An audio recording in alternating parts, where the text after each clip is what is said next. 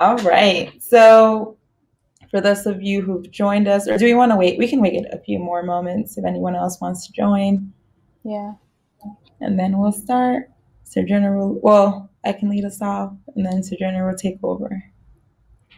If you want to tell us what you ate for lunch today in the chat, that would be great. Just to see who's here. Yeah. And maybe your name and pronouns. We try to change ours, but we've had some technical difficulties. So just name, pronouns that you want, that you identify with, and what you ate. Always curious to see what people are eating.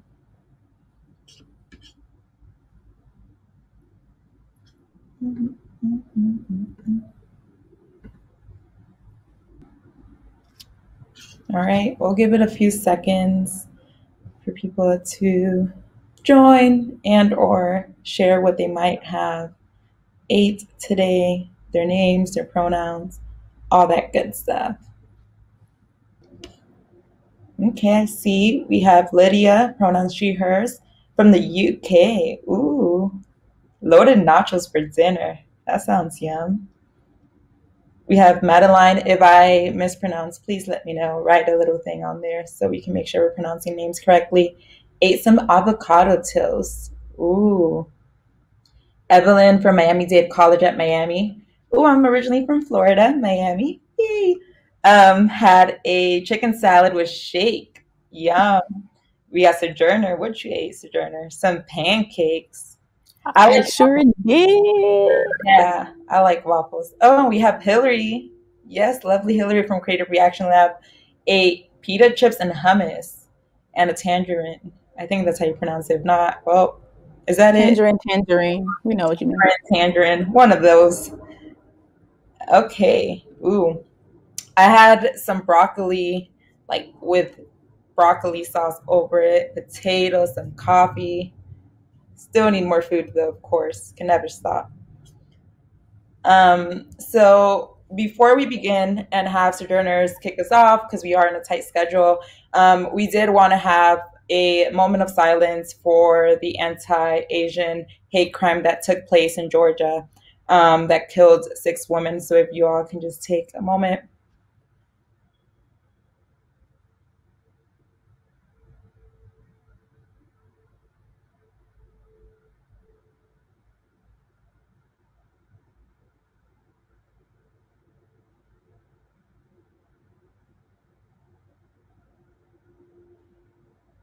All right, and with that, I'll have Sojourners. I was gonna say Sojourners.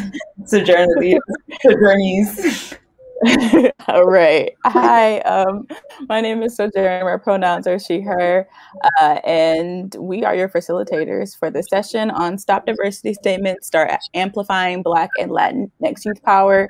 And we are here on behalf of Creative Reaction Lab. We'll do formal introductions in a second, but we are really excited to be at Ashoka U Exchange. So you can go to the next slide. Yep. One sec.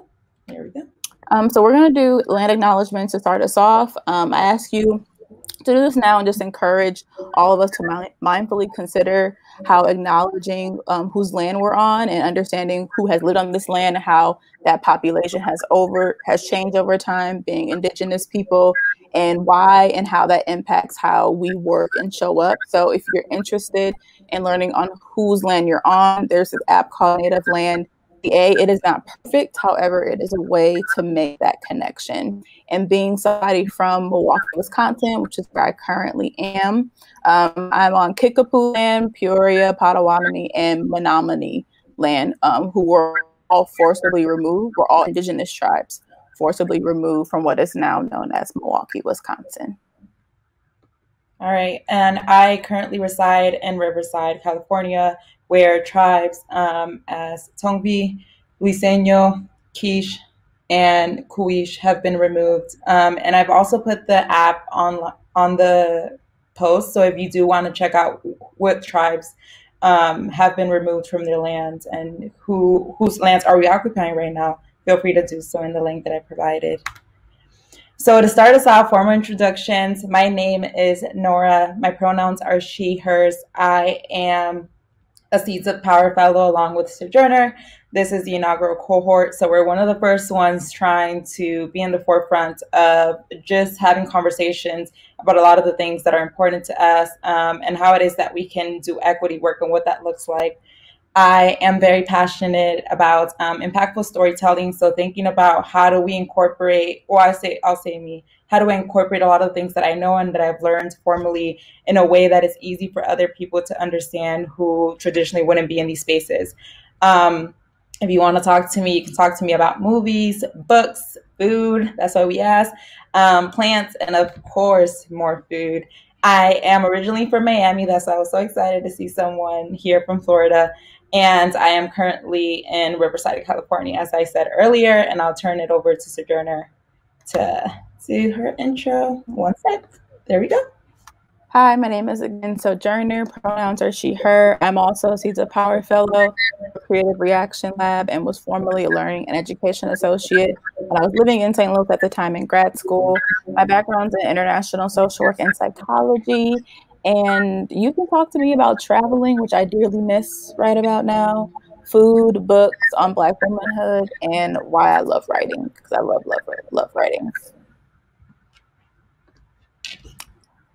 And we're gonna do some virtual housekeeping. So the chat box is used for community building, responding, resource sharing, etc. And it's up to you how much or little you want to participate in. We encourage you to use the chat box, but you can also, I don't know if you can close it on here necessarily. I do not know how, but if you can or want to close it, it is an option for you to do. Materials, you might want something to write with or on, like your notes app or something, for our individual reflection that we have later in the session, or you can grab a piece of paper or do it digitally. We'll also be using Jamboard during this presentation. And for a follow-up, because we are going to give you a lot of information, a PDF of this deck will be made available for a limited time following this live session. All right, so moving into the agenda. So we started with housekeeping, introducing who we are, who's in the space, just so we can be a little bit more familiar with one another.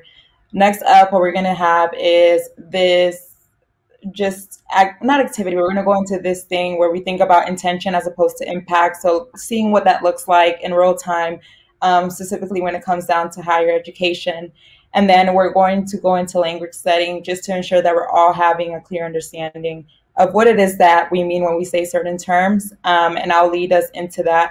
And then Sojourner is going to lead us into an activity called Ideal Student, which we'll use Jamboard just to talk about some of the things that may be coming up for us, specifically when it comes down to some of the questions that we're going to propose.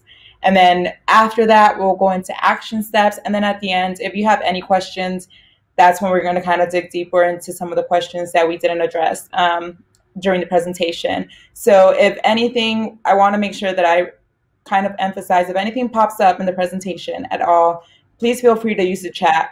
Sojourner and I are both going to try to look at it and see, okay, these are points that we need to make and points that we need to talk about when it comes down to the question and answer. Because we want to make sure that we're having an engaging conversation and you all get what you came here for. All right, and so kind of moving from that, our virtual community agreements. So some of the things that we want to just address before we move forward to make sure that this is a safe space for everyone is that we want to make sure if there is anything we want to address, that we address the issue and not the person. We all have different experiences. We've all had different walks of life. And so we want to make sure we're respecting that. And we want to make sure that when we do come, it's not an attack on the person, because this is a safe space. We want to make sure you're leaning into discomfort. So there's going to be a lot of things that are going to be like, ouch, especially if you are in higher education. But we want to make sure we're leaning into that, because part of equity works is a lot of discomfort, right? It's like digging into that and figuring out what that looks like. We want to make sure that we're being respectful of others on their terms. So not assuming that we know what respect looks like for another person, but rather making sure that we're respectful on their own terms, even though I know it's a short time, but just be mindful of that. Make space, take space if during, for example, our discussion or anything like that, if you feel like you're taking up a lot of space, feel free to step back and allow someone else who might not have spoken to have that opportunity to do so. acknowledge we're on a journey, and part of the journey is growth. And I would say, and Hillary would say, and I'm sure Sojourner would also agree, that the journey is growth, right? So all of this is growth, constantly growing from what we know, from what we understand, and evolving from that. Expect and accept non-closure. So we're not going to give these like nice tie-dye answers to all of your questions. That is not the purpose of this. The purpose here is to get us to think, to get us to be like, okay, maybe I didn't consider that. Let me look at it from another perspective, another lens, to make sure that I am being as equitable as I can be, right, with the tools that I have. Make sure we're showing up with humility and empathy, even and especially if opinions differ. Be patient and accountable to one another to ultimately build trust with one another.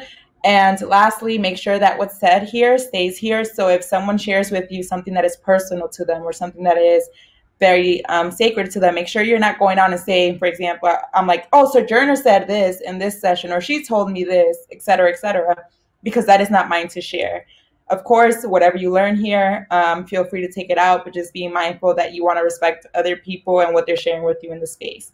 So a lot of things. Hopefully the screen can help you kind of make sense of it a little bit. But if everyone agrees, if you can just put a +1 in the chat to make sure that we're all on the same page, or if there's anything that you might want to add to the community agreements, feel free to do so. And I'll give like a few seconds. And if not, then we can always just come back. But just put a +1 in the chat if you agree. So like this. And if there's anything you might want to add, feel free to do so. I'll give a couple.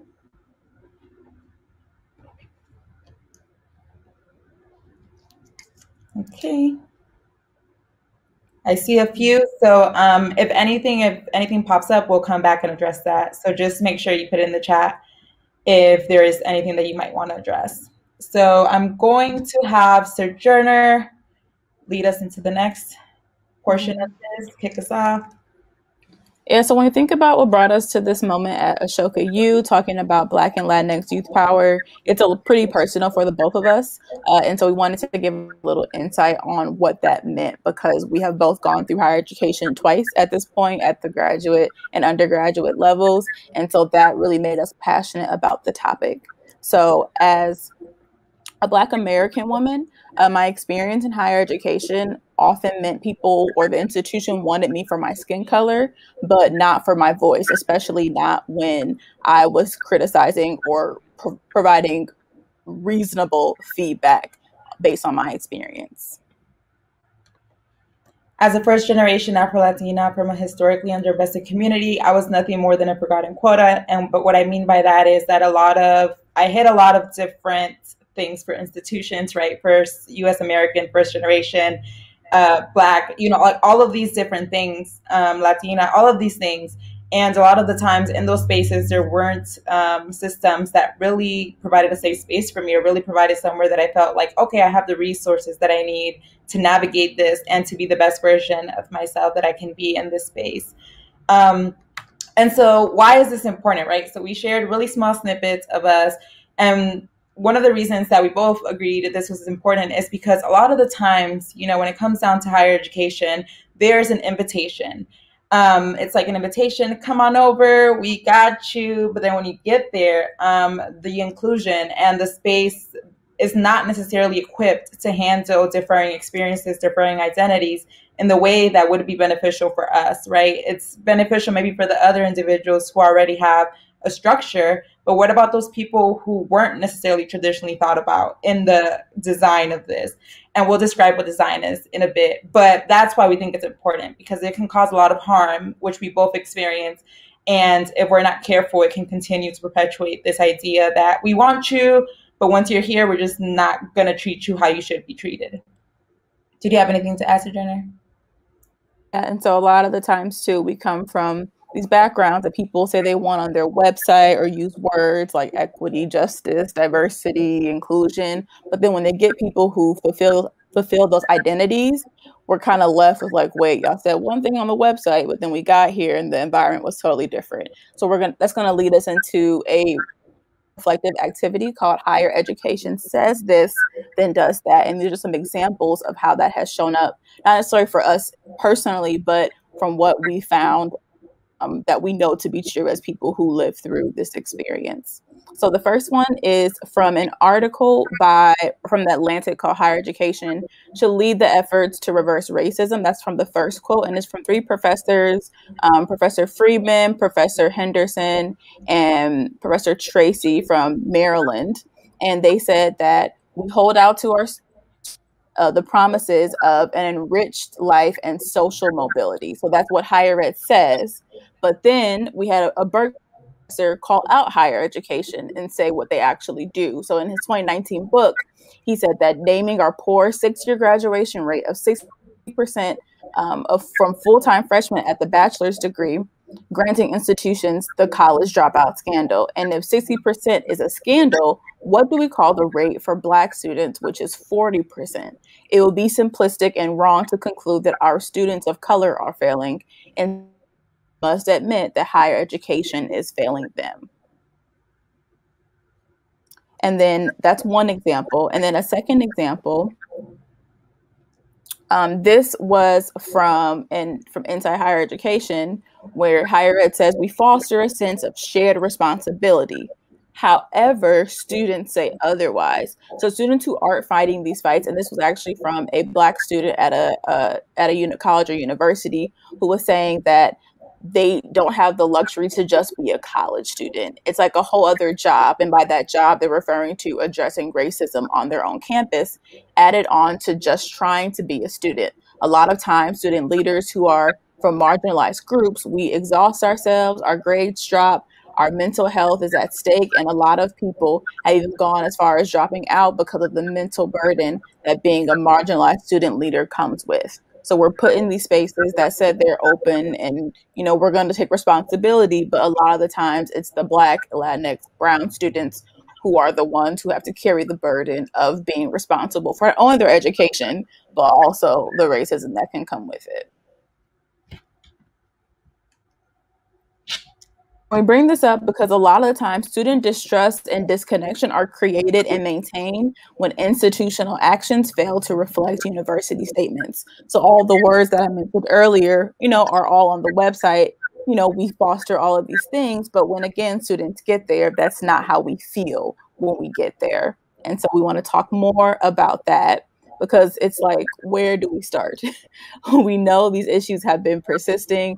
We know they were amplified last summer, especially pandemic after all the George Floyd protests. So now, where do we start? Where do we begin? And we, as a community here today, are going to start with some language setting so that we can get into our later activities. Yep.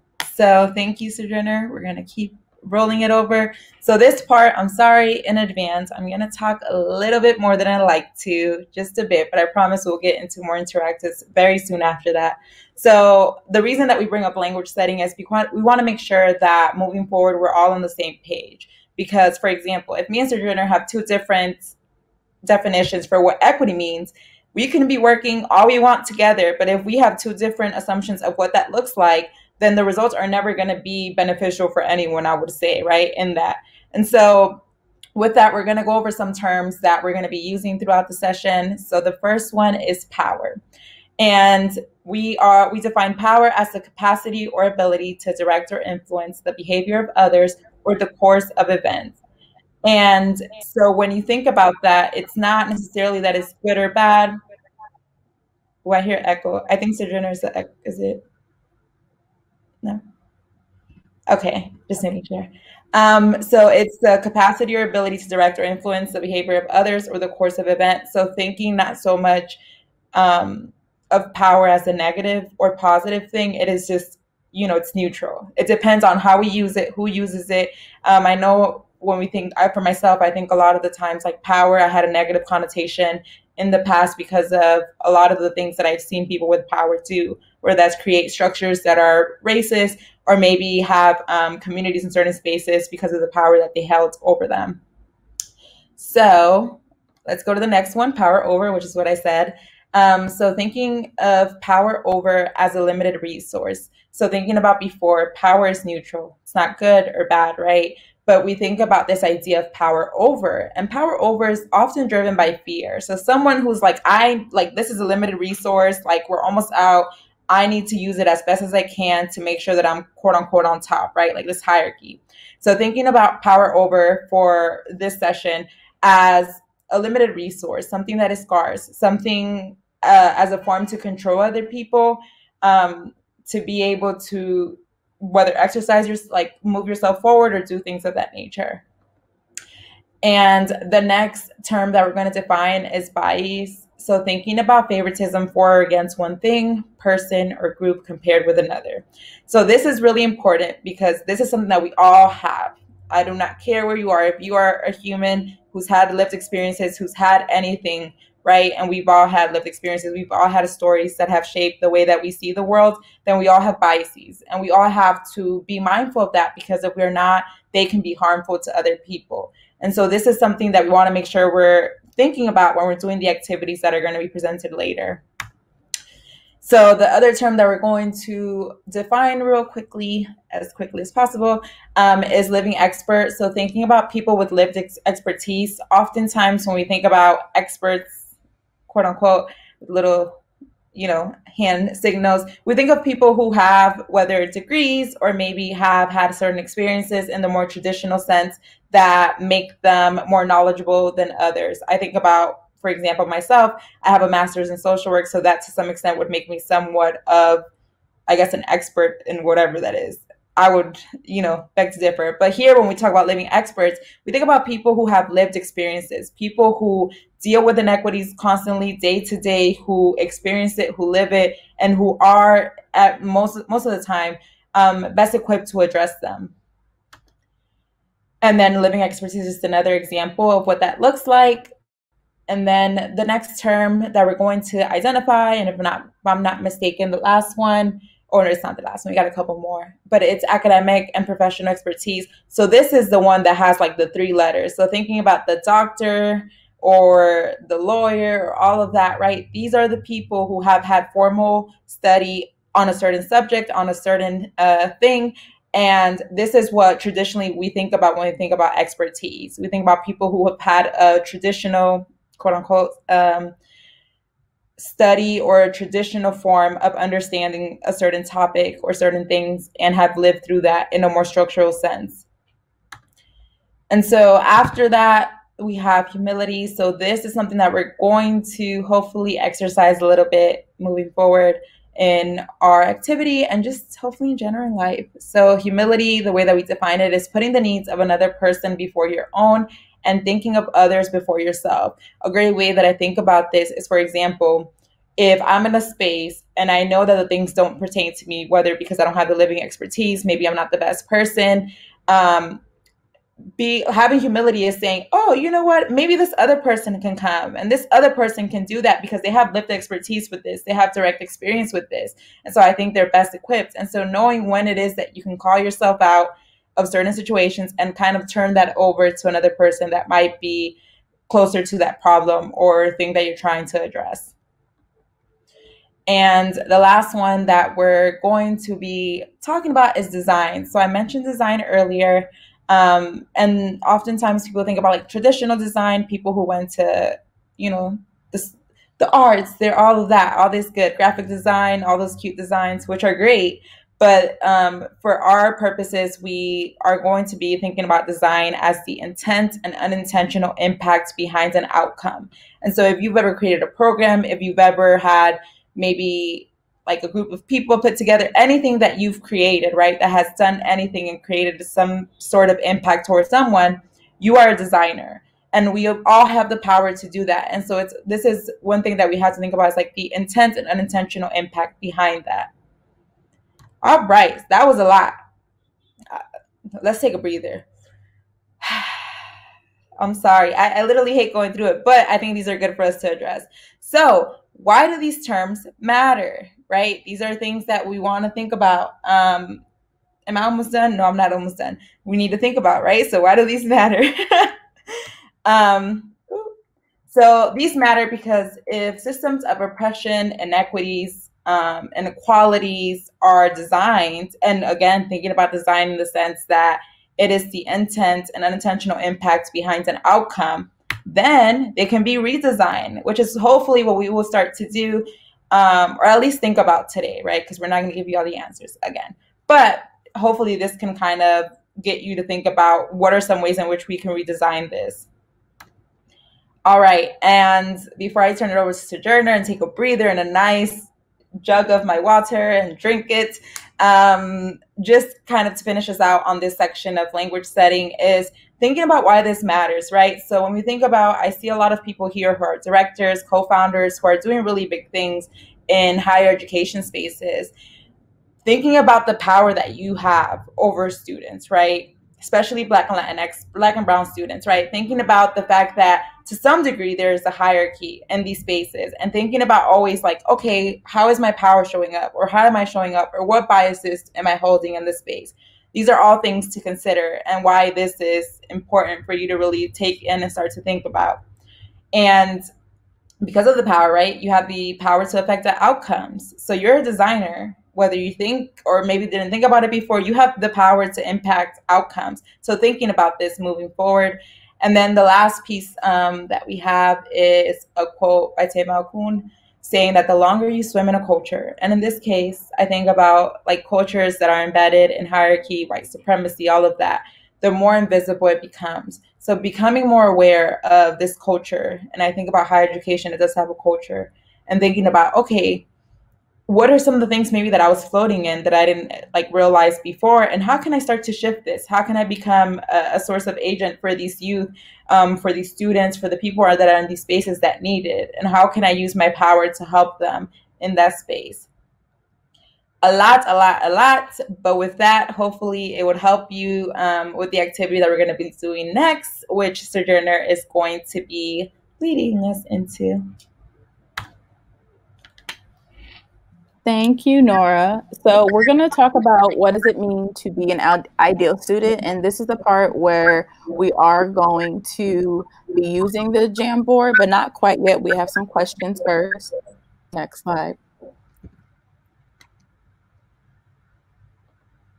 So we're doing this activity because... Oops, sorry. Because we receive many messages over our lifetimes. As Nora said, we all have bias, whether we know them or not. And regardless of our conscious agreement with them, our perspectives and behaviors are shaped by the messages that we receive.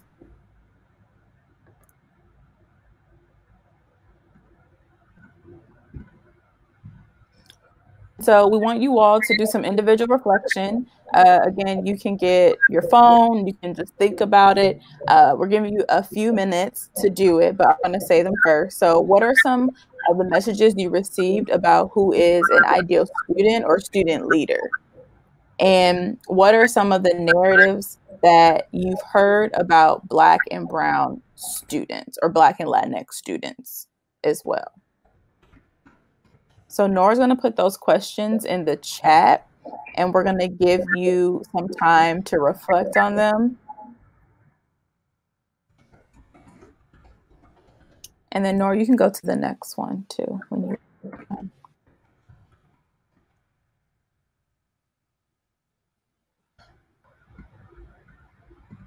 And then when you are doing your reflection, consider your own behaviors along with the behaviors of others.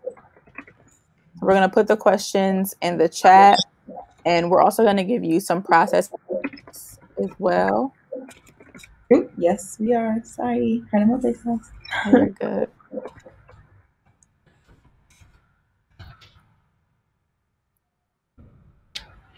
And so here are just some prompts to think about as you are practicing the questions that we put in the chat, and that we just kind of came up with based on our own experience and what we read and whatnot. So the first, Black and Brown students should be grateful for being at higher ed institutions.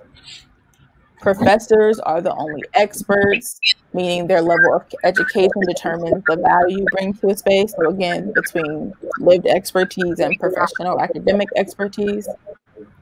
Hard conversations about racism in the world don't belong at school. Nora, can you mute? I think I'm hearing myself. Mm-hmm. Black and brown students have to be the ones to speak up on issues related to race. Professionalism can only be determined by faculty and staff, and students do not question the practices and procedures in higher education. So these are some prompts to think about doing your individual reflections. And I'll put the slide back up, but we'll just stop right here for a second. So we'll give you until, we'll give you until here I'm in Central Standard Time, so I do not know. I forgot who was in the UK, what time it is over there. And welcome, Kisa. I see, sorry for mispronouncing your name. I see you too. We'll come back around 3:50. 3:53. We'll go with that. So wherever you are, the 53 mark will come back just to give you some time to reflect, and we'll put the processing prompts back up as well. And if you have any questions during this time, feel free to put them in the chat.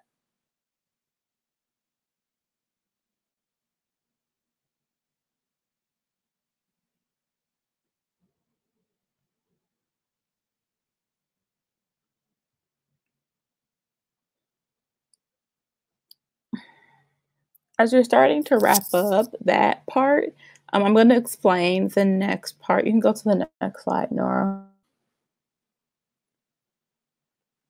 So for the Jamboard activity, which I don't know if you are familiar with Jamboard, and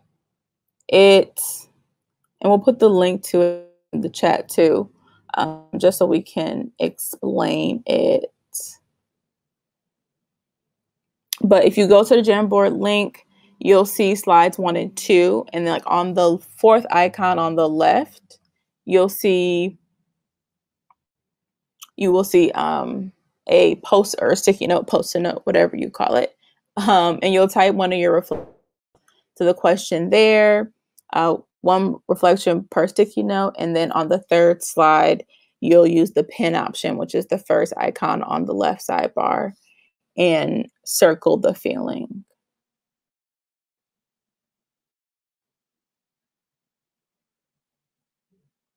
I see Evelyn put something in the chat. I think many focus on that are ahead, and we should concentrate on what we are trying to solve. Those challenges should not be labels. Or there may be challenges, but I wish we spent more time highlighting the amazing contributions students are making. Absolutely. And we'll talk about that as well throughout.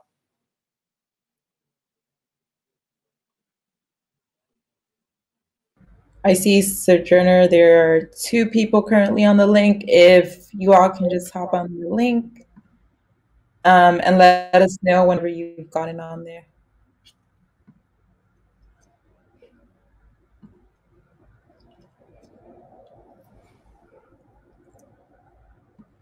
And if there's also anything else we can help with. Yep, we're going to get there, Hillary. We just want to make sure everyone's on there first.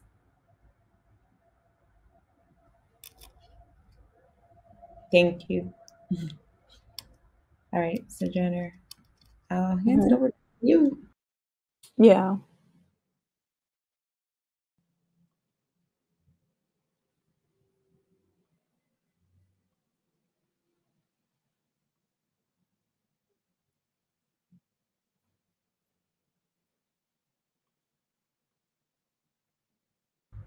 So Sojourner, Hillary asked if we can get further instructions on how to engage. Yeah. So Nora, can you share your screen with the Jamboard? That may make it easier. I can't share my screen. Yeah. 1 second.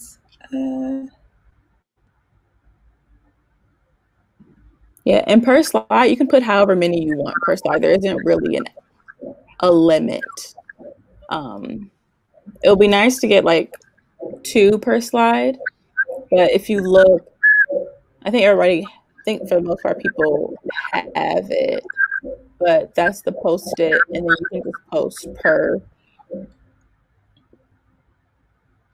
per slide. You can do 2, you can do 3, however you feel moved to to use. I think my chat is loading slow, so I'm just now seeing Hillary's.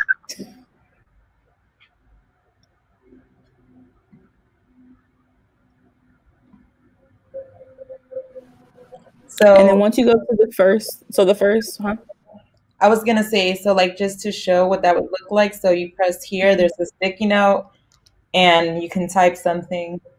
I'll just put something right now, and you can save that, right?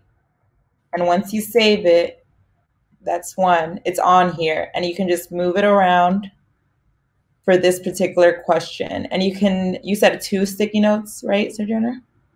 Yeah, you can do 2, 3, however you feel move. You have enough space on the Jamboard, but then answering the question. So the ones that we reflected on are the ones that you see at the top of the screen. Mm-hmm. And if someone needs me to further illustrate, please let me know. Mm-hmm. I will do so.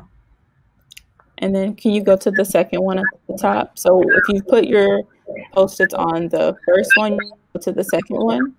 And then what are some narratives that you heard about brown, Black, Latinx students? And you can do the same thing here, 2 to 3 sticky notes.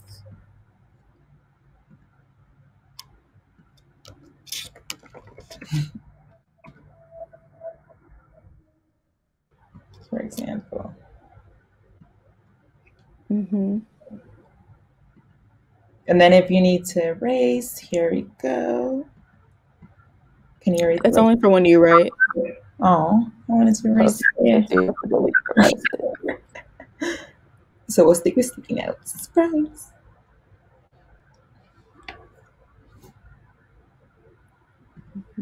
And I'm seeing a lot of good stuff on the first one. So when you've added those Post-its, feel free to go to the second one too.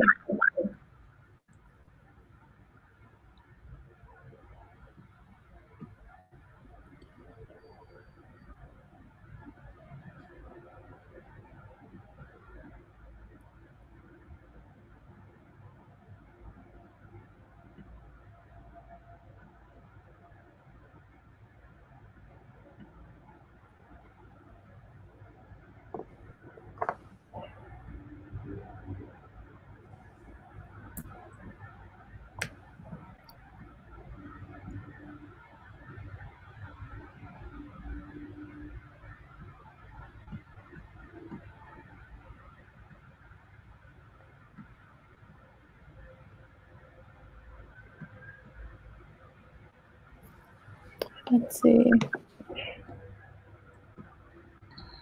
Okay, we're filling up the second one nicely.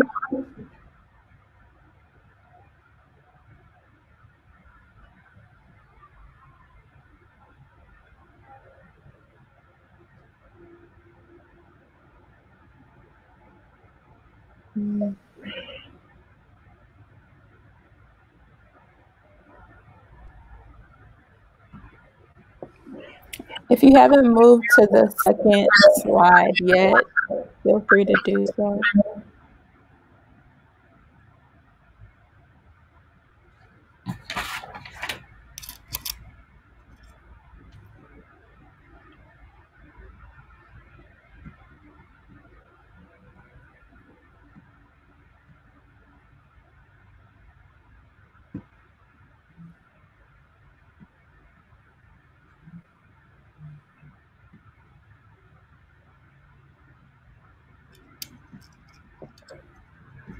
I'm really appreciating all the detail on the post today. I know it's not a lot of space, but y'all are getting a lot of words on here.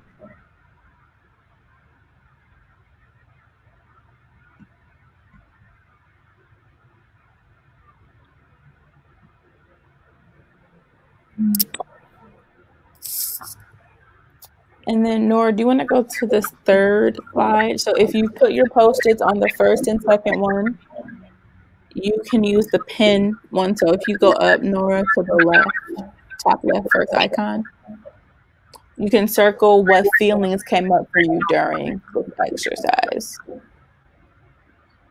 Oh, we just use one. So that's what came up. You do that. This maybe came up. You can put that. I'll just erase it though because I was just writing things. But Yeah. Are there other ones on there? When I was playing around with it, I think they're still there. I don't yeah, really know. I saw some. Oh, okay.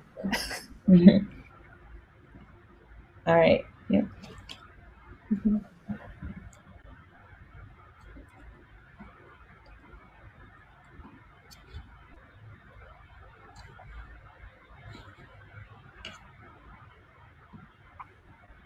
So we're going to start wrapping up this part around 4:05 or whatever the 05 mark is for where you are currently.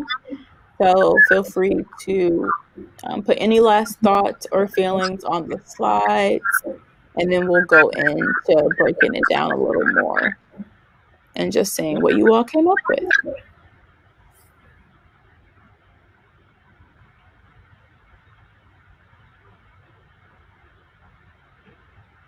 If you've already, I think also if you've finished with this, feel free to like put in the chat things that maybe are coming up, things like that. I would love to see and hear from you all Mm-hmm. because it's a lot. Mm-hmm.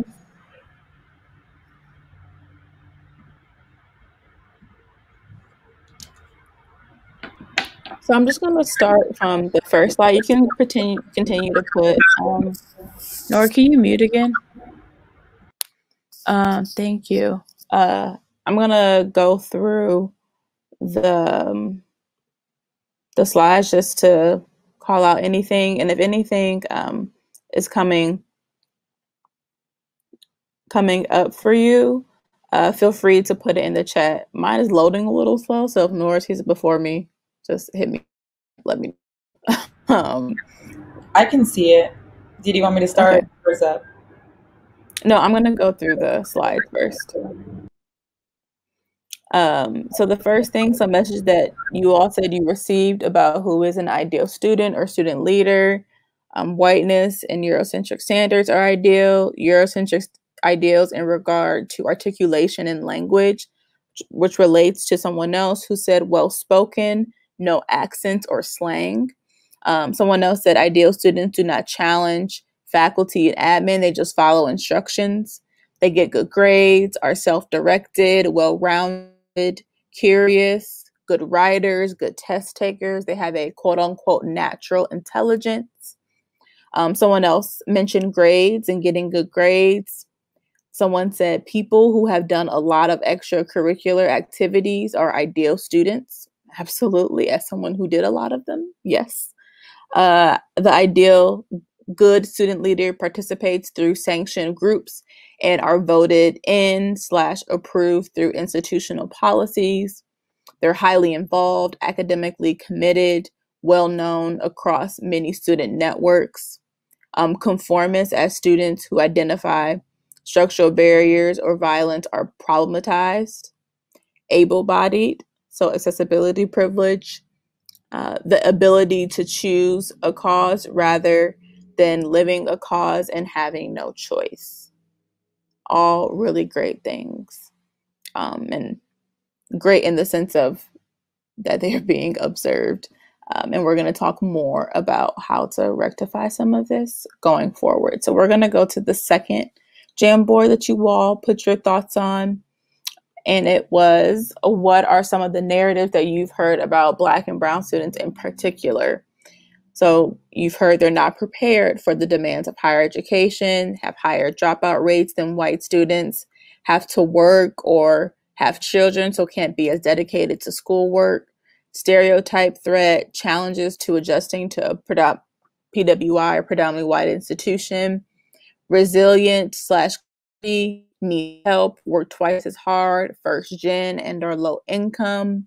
They will challenge professors / admin and cause trouble, quote unquote, from ex-colleagues, unreliable attendance, better suited for technical and vocational degrees, exploitation. They are considered good, quote unquote, for the institution's reputation or funding. Dehumanization. They are considered a liability or a system drain. Just another way to show diversity, institution diversity, only here because of affirmative action. an exception to the rule, so no need for representation in curriculum. Narratives of resilience, halo or horns bias, they are the best or the worst. No nuance about complex intersectional identities, absolutely. Have unrealistic expectations about the support that should be provided to them to succeed. And tokenize, so universities appear more diverse. So a lot of the common themes you all got across the board. And feel free to look along as I'm talking as well. And the last part, what feelings came up for you during this exercise? I see a lot around frustration, sad, guilty, inadequate, hopeful, hurt, irritated, discouraged, angry. Yeah, when you actually think about these that go into this thing that Black and Latinx youth have to face in higher ed, it definitely leaves you feeling all of these things at once. And were there anything you all wanted to add in the chat? Feel free. I think I saw one thing from Kisa, emotional activity, but a really effective one. Absolutely.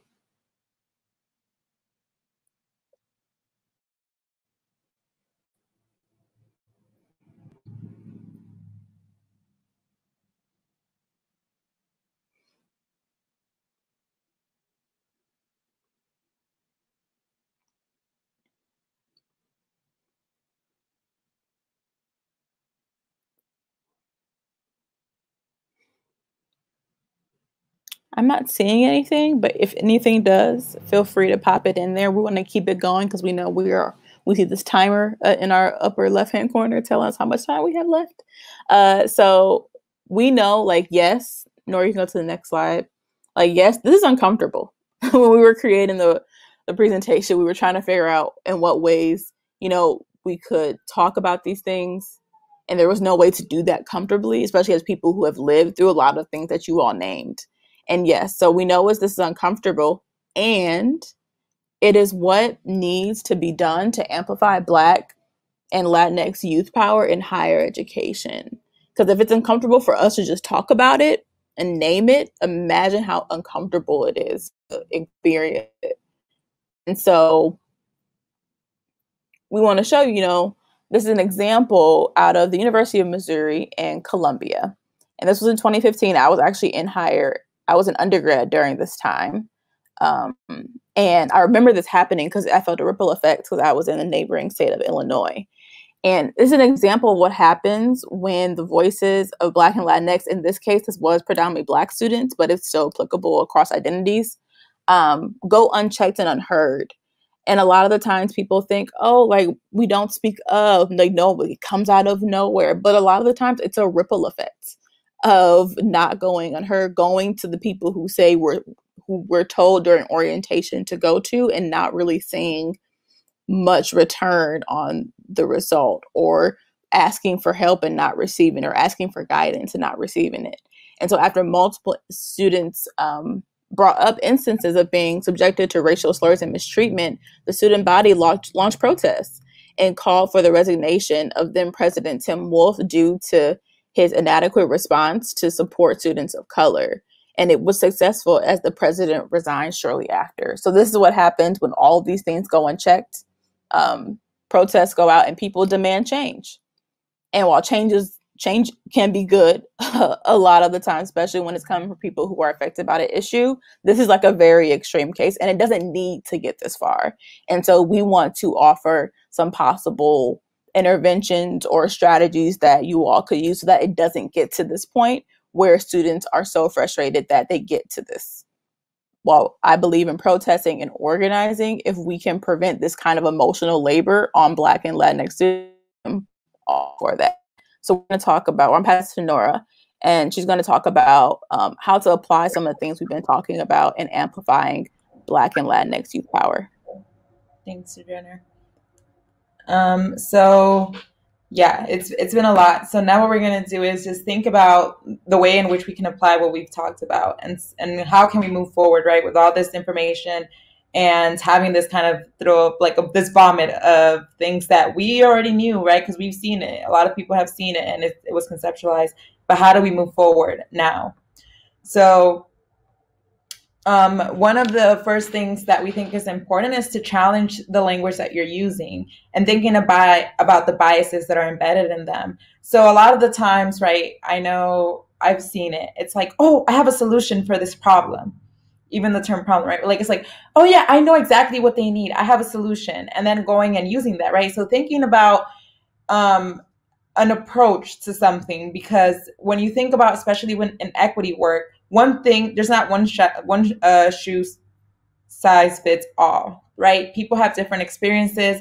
There is not one thing that is just gonna magically fit for everyone, because we all have different experiences, right? We might have similar identities, but as we all know, every person is not the same, right? Every Black person does not have the same experience. Every person who might come from Latin America does not have the same experiences. There are different identities that we have. And so whenever we do come to equity work, when it comes down to engaging students, thinking about this as, okay, at this moment, what do we do? What is the approach that we can take? And knowing that that can change and shift depending on the circumstances and space that you're in.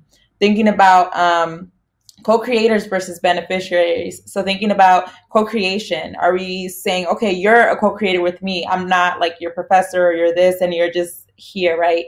How are we creating spaces where students feel comfortable being a part of the table, being a part of the conversation? And what language are we using, right, to illustrate that, oh, hey, we're here to be a part of this together, and not that I need this from you and I should get this from you. Another one that we have on here is historically underinvested, underrepresented, a lot of that. So thinking about certain terms, like I remember in grad school, they would use a lot of like at risk or low income, marginalized, all of these terms that a lot of the times doesn't feel good. And I say that as somebody who did come up from these spaces, thinking about one person in a quote unquote lack thereof, or what it is that is like wrong with them and things like that, or like, oh, this is what we need to focus on. Thinking about other stuff, right? These youth, that is something that they were born into and that might have been influenced by structure, right? Thinking about historically underrepresented communities, that's a structural problem that we need to shift the blame to who it is that's created this, so it doesn't feel like we're just targeting the youth or the students or the people who are coming from these spaces. Another one that we talk about is valuing living expertise. So thinking about professors, faculty, all of that. People pay us for our time, right? Our time is valuable. We know that the things that we have to offer are important. And so thinking about doing the same thing when it comes to students, right? So if Black and brown students are using their time and their efforts, emotional labor, all of that to help create something that feels right for the institution, for the program at that time, making sure you're paying them, right? It's one thing to say, we value you so much, da da da. Okay, that's cute. But if you don't show that with actions, it's really hard for someone to interpret that as truth, right? Because it might feel like it's extra labor, extra things that they have to take on without feeling the same thing or being compensated the same way that somebody else would, that would be in a quote unquote more professional space, right? Thinking about that. So thinking about that when it comes down to creating your cost benefit analysis, I know a lot of times we're like, well, there's structures in place, there are things in place. How do we do that? I don't know how to approach that. Include that in your budget, right? If you do feel like you want the input of students and you want to do this co-creative process, thinking, okay, how do I incorporate this in my budget even before I go to present this, right? Before I go for a grant, before I do all of this, how do I make sure that I am including all of these things in that, so that you are compensating the people who are helping create this and manifest this? And then thinking about that going beyond just finances. So thinking about the moral, the credibility, the use of resources, trauma, all of these other resources that might be needed for the students at that time. How are you incorporating that into your budget? And thinking about also unpacking biases, right? So we didn't have a lot of time to dig into that today because it's shorter time, but thinking about how do we do that? How do we sit there and say, okay, what bias might I have about what students should experience, the kind of journey that they have? What did I experience maybe as a student? What are some of the biases that I know, whether that's like, you gotta hustle hard, you won't sleep, you won't do this, like stay up all night, all of these things, right? Unpacking that and seeing how that shows up when you do interact with students. And then the last one is simple. Get out the way, folks. Just kidding, sort of, not really. But getting out of the way of Black and Latinx youth, right? So a lot of the times we say, oh, we want to help them so bad. We want to do this, we want to do that. And that goes back to the humility piece, right? So if you know you're not a student and you really want them to be a part of this, then stepping back and maybe telling your coworkers and saying, hey, you know what? I don't think we're needed in this space. How do we create opportunities for them, the people that need to be in the space, so they can sit here and do whatever it is that they feel that needs to be done? Because I don't know, right? I think a lot of times we get to these spaces and we're scared to say, I don't know anymore, especially in higher education, especially in more professional spaces. I don't know, or maybe I'm not the best person, becomes this thing of lack, but thinking about how do we shift that power, right? How do we make sure we're creating spaces that really are equitable? And part of that is getting out of the way. And thinking, so earlier I saw on let me see how much time, 10 minutes, great. I'll go through these real quickly. So thinking about when we did the activity, it was talking about the curriculum, right? And saying, well, there's not that many Black and brown folks here, so we don't need to create curriculum that really helps them. But if the goal is we're going to create equitable spaces, thinking about how do we create models, right, that do incorporate these voices, that do have student input, not at the end when you've already decided what it is that you think you want for this year curriculum to be like, but in the beginning. And again, I know there's structures and people are going to be like, I don't know how to do this. Again, incorporate that. In the beginning, have opportunities, talk to your, like, whatever connections you have, talk to them and see ways to be like, okay, how do we incorporate you in the beginning? How do we pay you? How do we make sure that you're telling us what is needed and we're not just assuming that we think we know what you want, right, or need, but rather asking the people who are already there, who are already experiencing that. So those are things that are also really important. And if I'm not mistaken, that's pretty much, oh, Sojourner has something else to add. Go ahead. Oh, no, I was going to do the wrap up. But yeah, kind of going back to your point about paying students, especially I know in undergrad, I was on a lot of like external, like student leader committees and stuff like that. External stuff, students should be paid for to be on on the committees outside of their clubs, outside of their jobs, outside of their education.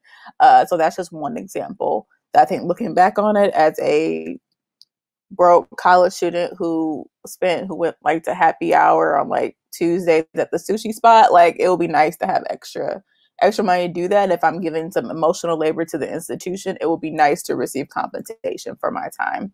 But to wrap up, we want to talk a little bit about Creative Reaction Lab. Our mission is to educate, train, and challenge Latinx youth to become the leaders in designing healthy and equitable and racially equitable communities. And so we have these four categories called narrative and livelihood shapers, and you as educators, I believe, for the most part at this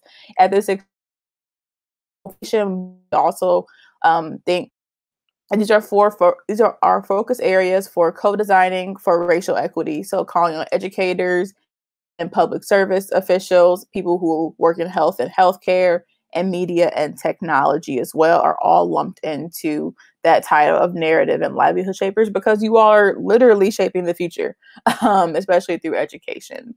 And we're also recognized nationally through various companies, NPR, Fast Company, and a bunch of other places, as well as a lot of community partners who make our work possible, especially us being Seeds of Power Fellows and their fellowship program. So if you're looking for next steps and opportunities to connect with Creative Reaction Lab, you can download our field guide. We pioneered a design process called Equity-Centered Community Design, and this field guide can support you with your position and beyond, especially if you're wondering how to include youth. It's a great place to start and kind of map it out as well. So I highly recommend you going to the website and checking this out. You can also join other Redesigners for Justice, Redesigners in Action webinar series that we have. The summer season will be announced and open for registration within the next month. So if you want to know more about equity-centered community design and how that could be possibly applied to your higher education institution, definitely attend that one. If you are a white person who wants to know how to be an ally for more equitable outcomes, you can join that one to call it Listening More and Speaking Less. Or if you want to know what is traditional design thinking and how does it protect white supremacy, we have something for that too. So any of these things, webinars you can attend, to support Creative Reaction Lab and know more about our work. Or one of the cute ways that Nora and I both have on right now is our favorite shirt. It's a Fight Racism shirt. And so you can support us by buying one of these shirts, or if you're not a shirt person, you have enough clothes, you can get a sticker or a pin. So you can go to creativereactionlab.com/support.us to get any merch or learn more about us. And I did that very quickly. But are there any last questions? We have 6 minutes, which is pretty good for us considering we're always don't have enough time. So if you have any questions or comments, it would be so nice to hear your voices. But that's not how Attendify works. So feel free to put it in the chat. Any final thoughts for us that you want to share. And also, if you want to reach us or stay connected to Nora and I, we are also on social media like everybody else. Creative Reaction Lab, you can connect with at CRX Lab on Instagram and Twitter. Or if you look up Creative Reaction Lab in Google, you will also find us. There's Nora's email and Twitter. That's my email and Instagram. So feel free to connect with us in those capacities as well. We love to follow up and want to know more about your experience, how the webinar was for you. This was our first time facilitating together after working together for 2 years. The pandemic really got in between some of our facilitation things, but we were really excited to be here. So yes, any questions? The time is yours for the last 4 minutes and 50 seconds.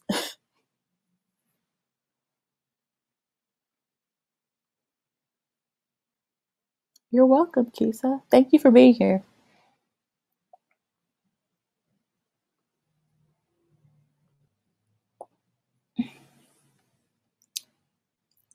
Thank you. No problem. Thank you, Hillary. Thank you, Lydia.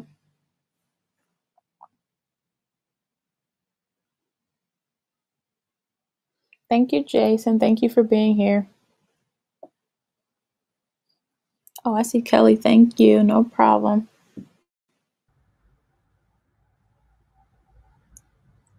Also kind.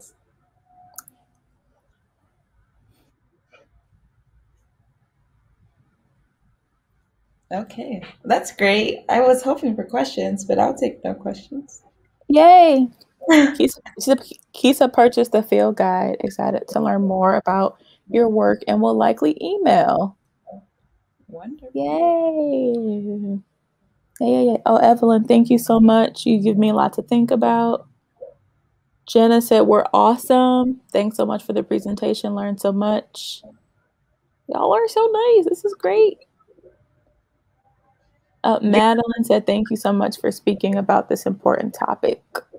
I was going to say they're much better than me. I would have been like, so when you said this, what is this? Yeah, I know. We have a question. What do you feel some of the biggest barriers for faculty or admin to shift power to youth in their programs? Oh, that's a great question. Well, thank you, Lauren. The question. I think honestly. Go ahead. Go for it. I'll try to be quick. We only have 2 minutes. I know. But I think one of the barriers is just like tradition. I know that's really ambiguous, but I think higher ed is so rooted in like, this is how things have always gone. Like, and this is the way we do things. But it's like, change is great, especially people change all the time. Like, change is the only constant. So I think getting out of the mindset of like, this is tradition, this is what we need to, is how we've always done it. It's like, but we can, people have new ideas. Also, the irony of like higher ed being like, essentially a playground for learning, so it would make sense that a higher ed would change and learn from itself. But I think a lot of the time you get embedded kind of the quote we said, swimming in something, you don't really see how it needs to be changed. So I think that's one of the bigger barriers, is just shifting a mindset of like, we don't need to always do things this way, and we need to just embrace new ideas. But I'll give you time, Nora. We have a minute. I was going to say, I agree. And I also think one of the things that I think it's also problematic is a lot of the structures that are created around higher education, and this thing where it's like, if you want to change this, you need to make sure this person, that person, that person, that person agrees, who may not be involved, right, with the like students, who may not be at the forefront, who may not be as connected. So I think structure is something that also needs to be talked about, and it's figuring out like, how do we dismantle this, and or how do we work around it to ensure that youth are in these spaces in a way that feels safe. And then the other point that I was thinking about, I think a lot of things too is fear.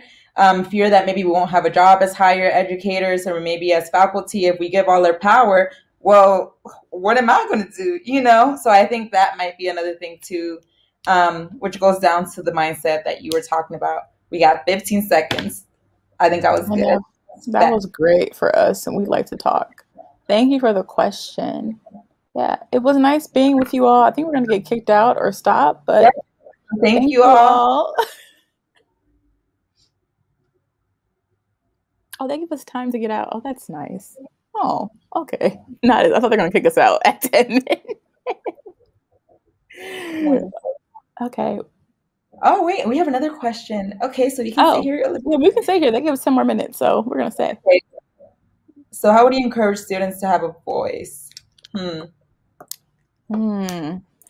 can speak for my personal experience because I felt like I found a lot of my voice at higher ed. And that was because my mentor is Norris Chase at Bradley University, the ED of Office of Diversity and Inclusion. Still, I graduated in 2016. He's still my mentor to this day. And he did a really good job of like, I was involved in things, but I was just kind of there, I was scoping it out. But one day he kind of pulled me inside. He's like, I want you to lead this. And I think having someone who I perceived, who I admired, who was like a leader in his own right on campus as a faculty member, made me think of myself differently in a way. Like I didn't really have a mentor in high school. Can't remember middle and elementary school for real, but I think it was something where I saw somebody invest in me in a way that I hadn't felt at that point in higher ed. And so once he was like, no, you can do this, I was like, you know what? I actually can. So it's like, some own self-confidence and affirmation that should go on personally. But I think having someone say, no, like, this is for you. Like, you can do this. Like, you got this, kind of awoke something in me to feel like I actually had power at an institution, or I could, not necessarily power, but I had something to offer as well. And I kind of had to believe in myself after that, because he didn't let up. He was like, okay, now you'll do this, you'll do this, you'll do this. And so, yeah, having somebody who believes in you, I think, really helps you find your voice, at least in my personal experience. I think, so one thing I wanted to know, don't hate me, Evelyn, I'm all here for it, but thinking about this, I think all students have a voice. Think about like, how do you encourage someone? I think we all have voices, right? We all have like experiences. We all have things that we bring to the table. Sojourner, can you mute yourself real quick? Thank you so much. But yeah, so thinking about this, and I think one of the things that I think works for me is not so much someone saying, oh, I would like believe in you. I think that's beautiful, but I think that my personality is not like that. Like pushing me is not going to work.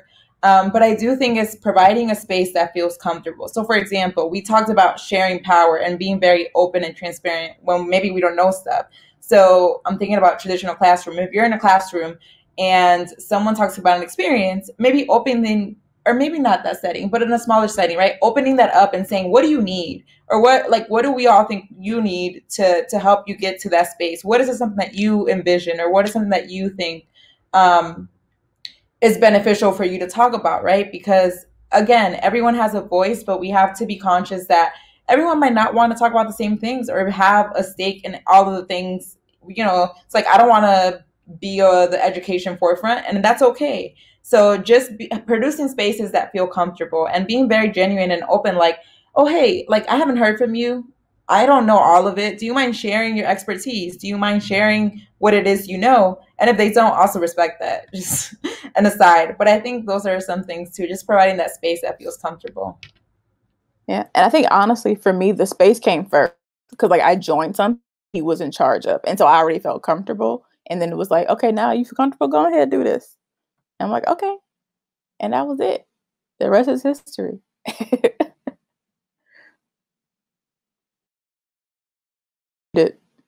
You're muted, Nora. I hear you. Now I turned my video off. I was gonna say I think this is a conversation though that we can always offer our perspectives, but it's much grander than us. There's different ways to do this, but for sure it's something that is, I think safe space is number one, and then from there going on and just asking maybe like students what they need, right? It's something as simple as that, and we don't think about that sometimes. It's like, what do you need for me for this space to feel like safe for you to talk and to share whatever it is you need to share, and respecting that, and then following through with that, because it's not enough to say what do you need and then saying, oh yeah, I hear you, and not making the changes to accommodate to that, which is a lot of work because it's all individual, to the individual. Okay. Any more questions? If not, we can, skedaddle. Any more? No? No? All right. Well, I think this was wonderful. I hope you all enjoyed it as much as you could for their few hours. I'll say for myself, really grateful that you all came here and were engaging in a lot of conversations that for us are really personal. And hope that you took something. It doesn't have to be like huge, but hopefully something that you feel will help you moving forward. Yeah. All right. We're leaving for real now. Thank you so much, everyone. Bye.